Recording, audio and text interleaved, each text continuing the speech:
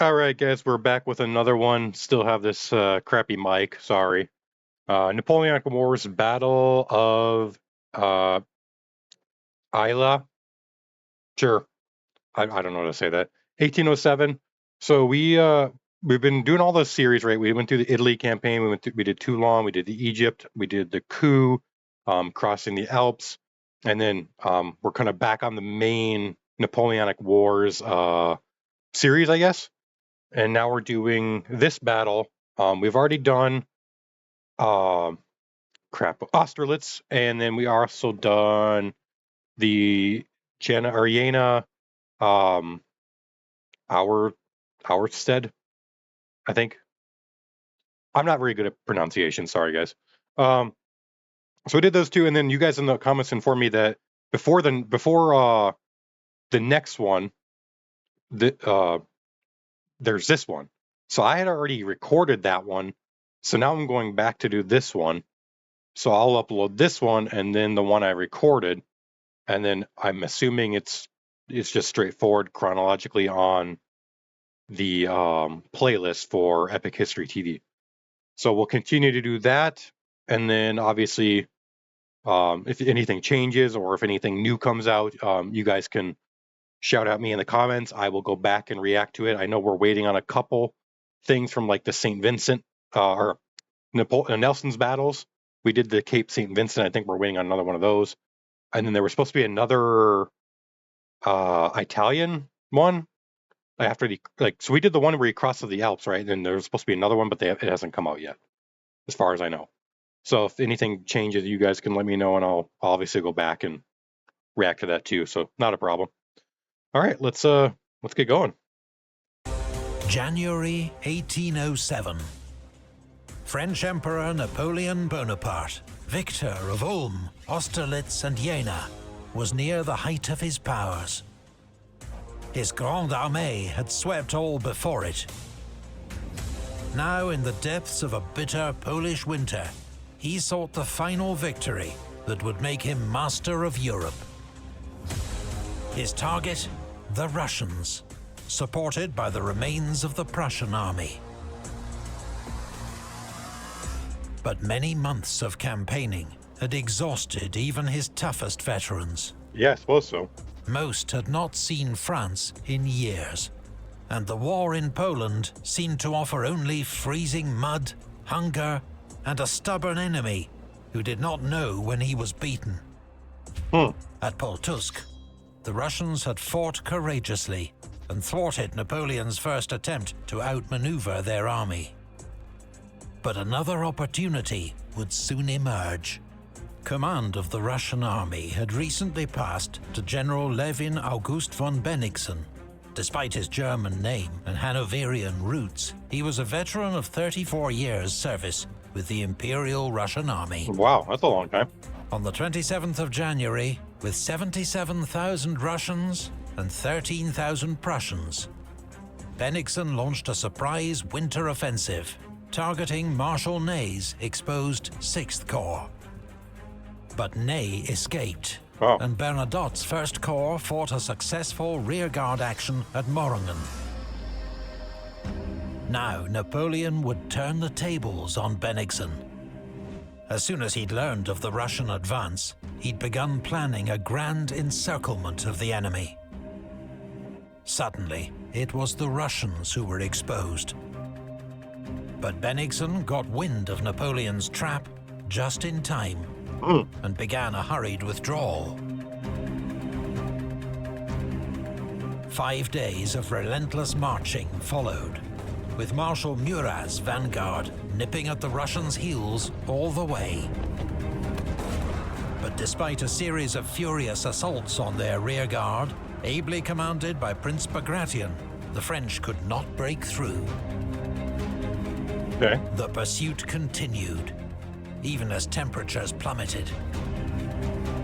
To the north, Ney shadowed Lestocq's Prussian Corps, while Soult's 4th Corps followed the Russian rearguard to the small East Prussian town of Eylau. Just going back here a bit. it looks like a lot of these cities, Danzig, Königsberg, they're like on the coast, right? So were the British like supplying them like they were doing in like Egypt and stuff, or I suppose other places in Europe? Because this seems like a prime example of like having a navy would be really like, especially if you were the French too, having a navy would be really convenient because I mean you could blockade these cities. But were the British, kind of chilling out there and helping the Prussians and the Russians? Eylau.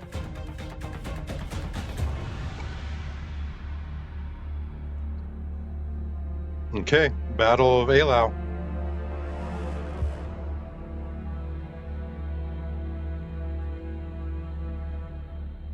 On the afternoon of the 7th of February, Marshal Soult's troops advanced up the icy road to Eylau. They found it held by General Barclay de Tolly's Russian division, entrenched along a line of fences, ditches, and barricades. Just before dusk, confused combat began around the town's cemetery. More and more troops were sucked into the bitter fighting. The French took the cemetery with a bayonet charge. Wow. But then had to hold it against a determined Russian counterattack, led by Barclay himself, who... This guy's hiding behind a freaking headstone. Are these pictures like accurate, or are this like interpretations? Because that's wild. I mean, imagine you're out there kind of just hiding behind a headstone and these guys are marching at you. It'd be crazy. Was seriously wounded by grape shot. Okay. Vicious street fighting continued well into the night. But the French ultimately prevailed, with the loss of 4,000 casualties on each side. Ooh. Soldiers and officers alike were astonished by the savagery of the engagement. As darkness fell, temperatures dropped dramatically. Many of the wounded froze to death where they had fallen. That is so The sad. French ransacked Eylau for food and firewood. Many Russian soldiers had to sleep in open fields, wrapped only in their greatcoats, forbidden to light fires. That night, Napoleon's greatest concern was that the Russians would slip away under cover of darkness, robbing him of the decisive battle he craved. He need not have worried. Bennigsen was done running. Here, at Eylau, the Russians would make their stand. Interesting. I'm wondering if that... I mean, it seems like that's kind of foreshadowing. Was that a smart decision to stay, and was it a smart decision not to have campfires and stuff? Because obviously, I mean, if you're not going to run, then what's... So I guess my question, if you're not going to run, and you're not going to attack, what's the point of not having a fire? You know what I mean? Like the French they have fires, they have everything set up. I mean, if you're going to run, I could see not starting a fire because you're trying to get away, cover of night, darkness, Or if you're going to attack, you might not want to start a fire because, it might give away your positioning. Is something interfering with your happiness or preventing you from achieving your goals? No. If so, Sponsor therapy spot. can be a valuable tool in helping you to live a happier, more fulfilled life. We'll let that play though. I don't skip the ads for these guys. Yeah, this seems like an odd decision. I don't know. Maybe they will attack. I haven't watched it all the way. But if I was a soldier and I'm just cold on the ground, just wrapped up in a coat, I'd probably really would like a fire. At the very least, I mean, fire is known to not just give you warmth, but it gives you like a morale boost, right? It makes you feel comfortable. It makes you feel safe in a way. So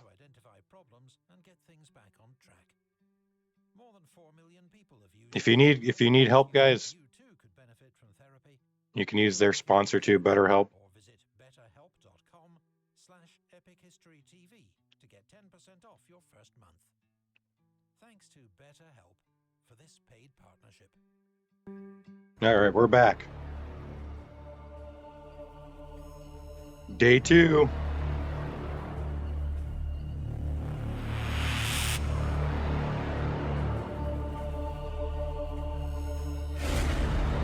It was a vast hurricane of death that seemed to smash and erase from the face of the earth everything in its path. Really? Okay.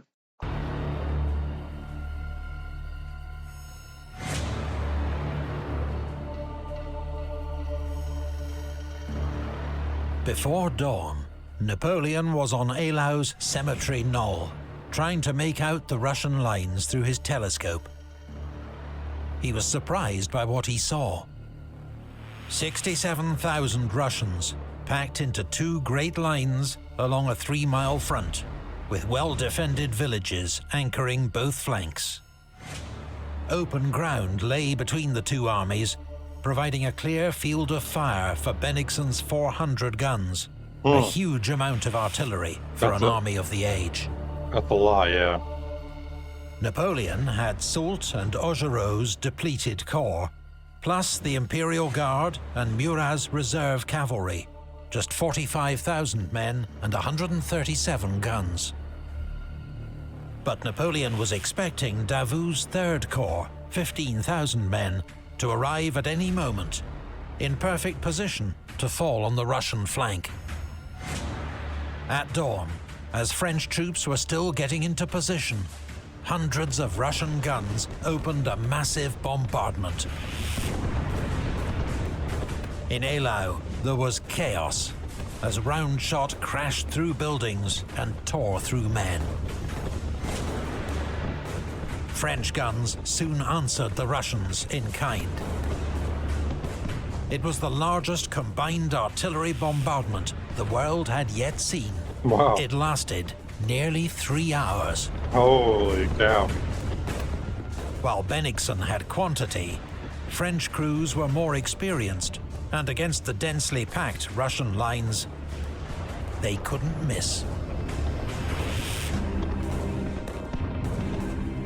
Meanwhile, Davout's 2 leading divisions arrived on the battlefield, dangerously placed on the Russian left flank. But before they could attack, Prince Golitsyn struck first with his cavalry brigade. Davout's veterans threw back the horsemen with disciplined fire.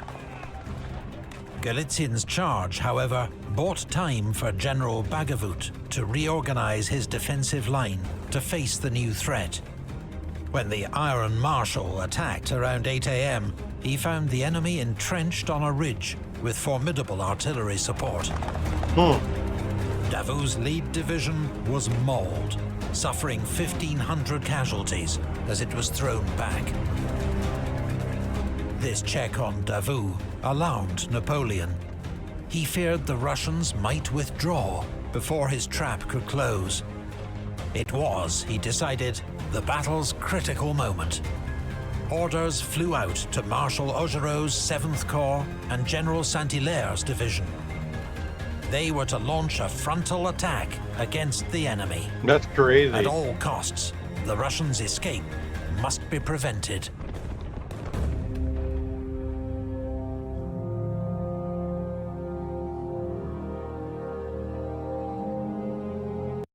All was disorder, confusion, stupor under an avalanche of blows. French staff officer of Marshal Augereau Corps. I mean, this is wild because it seems like the Russians are actually, I mean, they have like a good base, like a foundation to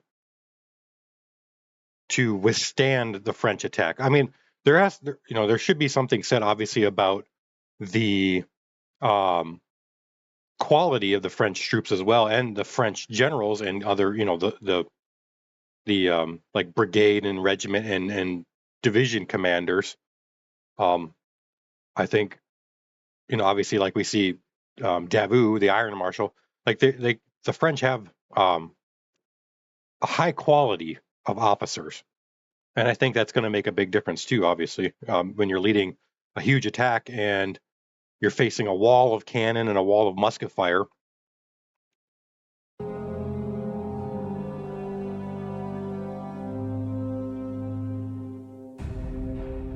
The 49-year-old Marshal Augereau had been with Napoleon since his first command in Italy and the brilliant campaign of '96. But he was deeply unwell that morning. At 10 a.m., strapped to his horse, he led forward the 12,000 troops of 7th Corps. Wow. Just as heavy snow began to fall. With visibility down to a few feet, Augereau's divisions drifted off course, straight into the murderous artillery duel. French and Russian cannonballs tore through their ranks. Augereau's men pushed on doggedly. But as they neared the Russian line, the blizzard suddenly lifted. One division found itself facing 70 Russian guns at a range of just 30 yards. What the heck? Seconds later, its forward ranks were obliterated by Russian canister. Wow. Another French division broke through the enemy line, only to be surrounded on 3 sides by Russian bayonets and annihilated. Augereau's horse was killed under him, leaving him badly injured. As the survivors of his corps stumbled back the way they'd come, Russian cavalry and infantry surged forward. Units were overrun, entire regiments swallowed up. Order and discipline collapsed.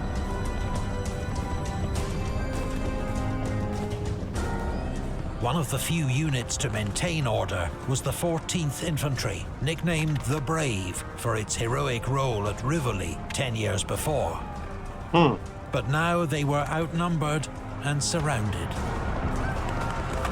The regiment resisted bravely, but was cut to pieces, suffering 75% casualties and the loss of its Eagle standard. This is just an absolute just cluster truck, guys. I mean, like we've said before, the weather plays such a big role, but I mean, it's just strange to think that all of this because it started snowing. I mean, I understand. I live in an area where it's blizzards in the winter. We'll have a blizzard. We'll have 50-mile-an-hour winds. You can't see 3 feet in front of you. I understand. I get it. But it just seems crazy that, like, I mean, first off, the commander wasn't even he had to be strapped to his horse. Was there nobody else that could take over? Maybe Napoleon didn't have anybody, but it seems like if my commander can't even get on his horse without falling off and has to be like roped onto it, maybe I would try to find somebody different. I don't know. That's crazy to me. I feel bad for the guys because it's like they were just following orders and they're getting hit by Russian cannon. They're getting hit by French cannon. They're getting surrounded and decimated. In the space of just 30 minutes, the Russians inflicted 5,000 casualties on Augereau's 7th Corps. Effectively, it had ceased to exist. It was one of the worst battlefield disasters of the Napoleonic Wars.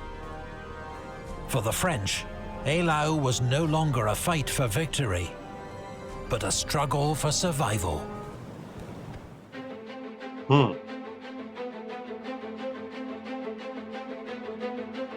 Are you going to let those fellows devour us? Napoleon to Marshal Murat. Yeah.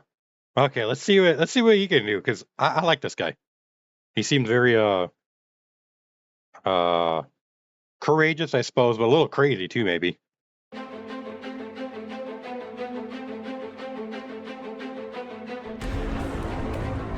From Eylau's cemetery knoll, Napoleon watched the catastrophe engulfing Augereau's corps. He knew he must stabilize the situation immediately and buy time to reorganize his center and for Davout's corps to arrive in force. So the Emperor turned to Murat and his large cavalry reserve. It was a desperate gamble. The horses were tired and suffering from the cold. They'd be outnumbered and unsupported by infantry. But the flamboyant, apparently fearless Marshal Murat was undaunted. Yeah. He assembled 40 squadrons of cavalry, 5,000 dragoons and cuirassiers, and led them forward. So began one of the legendary cavalry charges of the Napoleonic Wars. That's a lot of horses. Unable to move much faster than a walk due to the terrible conditions, Murat's cavalry nevertheless presented a formidable wall of men, horses and steel.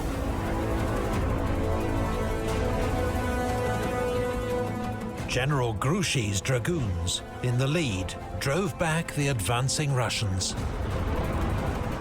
Davout's steel-clad cuirassiers then thundered forward on their giant horses. Finding a gap between two Russian divisions, they used it to pry open the enemy line. With seemingly unstoppable momentum, the riders surged forward. But it could not last. As they neared Bennigsen's headquarters, a Russian battery blasted the French horsemen with canister. Davout himself was mortally wounded. French momentum was lost. As the Russian counterattack began, Murat ordered his squadrons to regroup and pull back. He almost didn't make it. The Russian 4th Division had moved to block his escape. Wow. Seeing this, Napoleon ordered Marshal Bessières to lead forward the Guard cavalry. These were 2,000 of the finest cavalry in Europe. And to cheers of "Vive l'Empereur," they advanced into the whirling mass of shot and snow. There you go. When Colonel Lepic saw his men ducking, he called out, "Heads up, by God! Those are bullets, not turds." I like that guy. Chasseurs of the Guard charged down the first Russian infantry square they met, scattered the enemy's gunners, and cut out a path for Murat's retreating squadrons.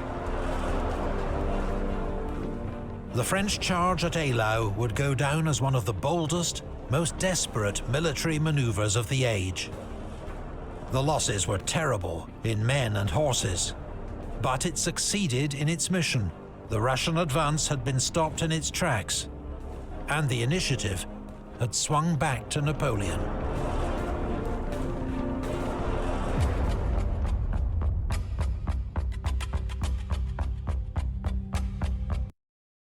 All attention on both sides was now riveted on Davout and our left wing. The situation did not appear very rosy.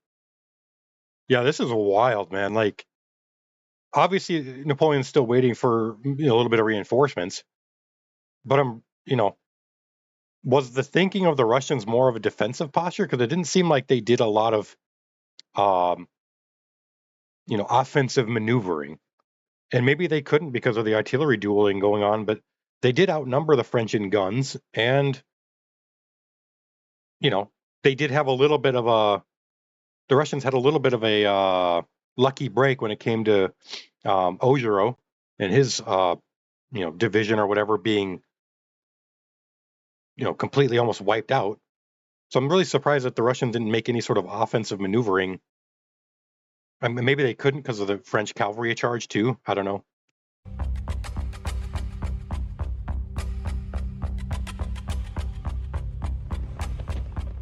Marshal Davout's 3rd Corps, the famed heroes of Auerstedt 4 months before, had now arrived in sufficient force to launch a full-scale assault. Anticipating this, Davout withdrew to a new defensive line on the Kriegerberge, a dominating height perfect for artillery. Okay. 2 hours of chaotic fighting followed. with every French advance challenged by a fierce Russian counterattack. But supported by dragoons and Saint-Hilaire's division, 3rd Corps slowly ground down the enemy. Bennigsen was forced to send in his last reserve, Kaminsky's 14th Division. Supported by cavalry, it drove the French from Klein-Sausgarten and across the fields beyond until its own advance was checked by French artillery. When Davout resumed his attack at 3 p.m, the Russian line buckled. The Kriegerberger was taken. So too Bennigsen's headquarters at Auklappen. Bennigsen scraped together enough units to improvise a new defensive line, but French guns, hauled up to the Kriegerberger, opened up a devastating fire. The French pressure was irresistible. The Russian flank would surely collapse at any moment, handing Napoleon the decisive victory he so desperately sought. All that was required was one final push.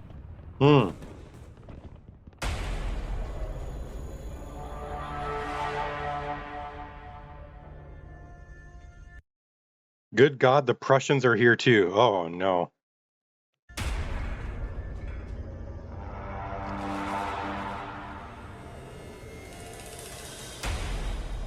Early that morning, Bennigsen had sent urgent orders to Prussian General Anton von Lestock to join the main army with his corps as quickly as possible. Although nearly 70, Lestock was still as energetic as he'd been serving under Frederick the Great. Wow. And was assisted by a highly capable Chief of Staff, Colonel Gerhard von Scharnhorst. Okay. Lestock's corps, 9,000 men, was 8 miles northwest of Eylau, closely watched by Marshal Ney's 6th Corps. His orders were to prevent the Prussians linking up with the Russians at all costs. But by force-marching his troops along frozen, hilly country roads, Lestock was able to bypass Ney's blocking force. To Bennigsen's joy, by early afternoon, the Prussians had reached Schmödeten. With his left flank crumbling, there was no time to lose. At 4 p.m, Lestock's Prussians charged forward. By now, Davout's men had been marching and fighting for many hours and were utterly spent. They managed a few ragged volleys before they turned and ran. Russian cavalry followed in pursuit. Marshal Davout, with just one intact division left, prepared to make a stand on the Kriegerberger. "The brave," he shouted, "will find a glorious death here." Okay. Fortunately for Davout, the enemy's attacks were poorly coordinated, and his 40-gun battery inflicted terrible losses. But he needs some help too from Napoleon. Around 5:30, as dusk fell, Ney's corps arrived in pursuit of the Prussians. That works too. And took Schmödeten. This new threat forced Bennigsen to call off his attack on Davout. And as darkness descended, the day's slaughter finally came to an end.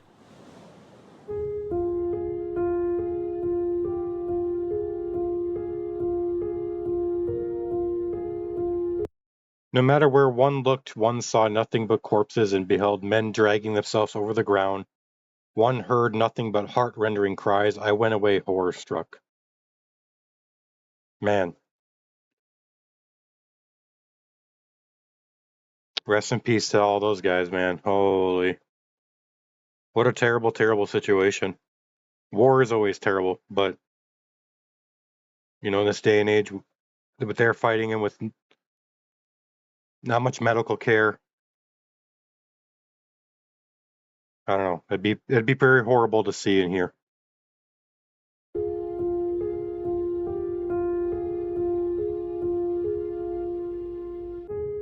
Since Napoleon had crowned himself emperor in 1804, every campaign, every battle he'd waged, had ended in brilliant success.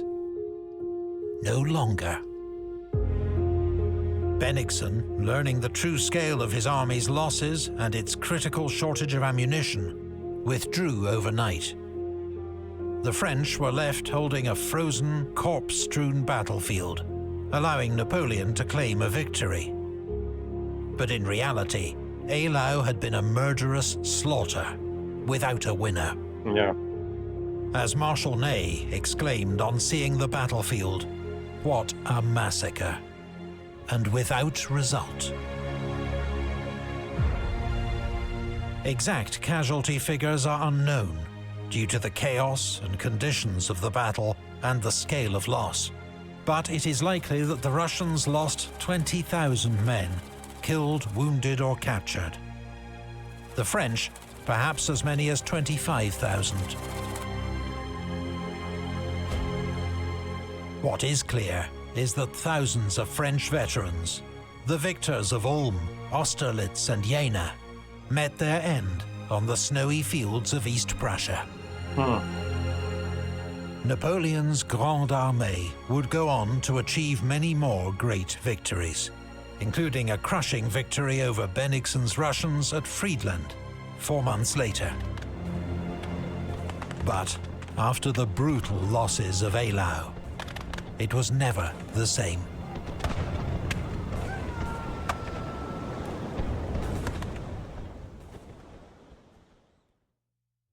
Thank you to the artists Keith Rocco and Alexander Avrianov Thank you for so kind much. permission to use their artworks in this video. Brilliant art. Big thanks also to our old And these guys, History March for thank you to everybody who does these videos, patrons, History March, the painters, videos on his own YouTube. Epic History itself.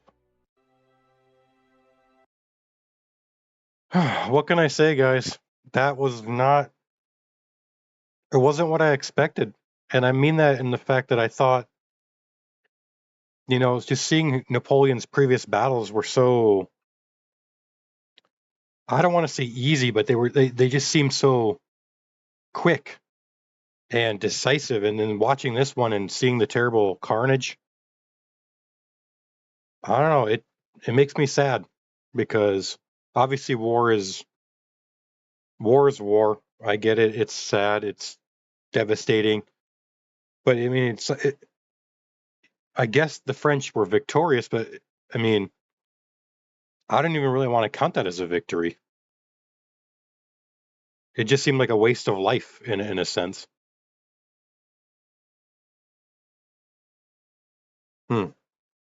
Well, thank you guys for telling me about this one, and I'm glad I reacted to this one too, and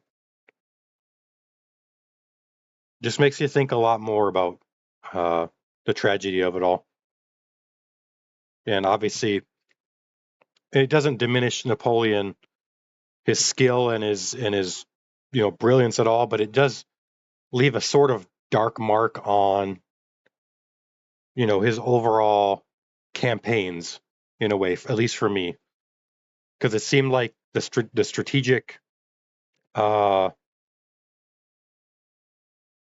plan wasn't there. I mean, it just seemed like he wanted to prevent them from escaping.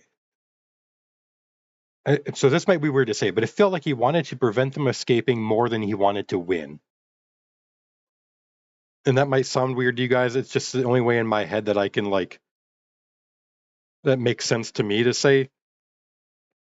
Because it was just, you were just throwing men after men at this conflict and just watching as they get mown down. Yeah. All right. Thank you guys. I'll see you in the next one, and then we'll continue on with this journey.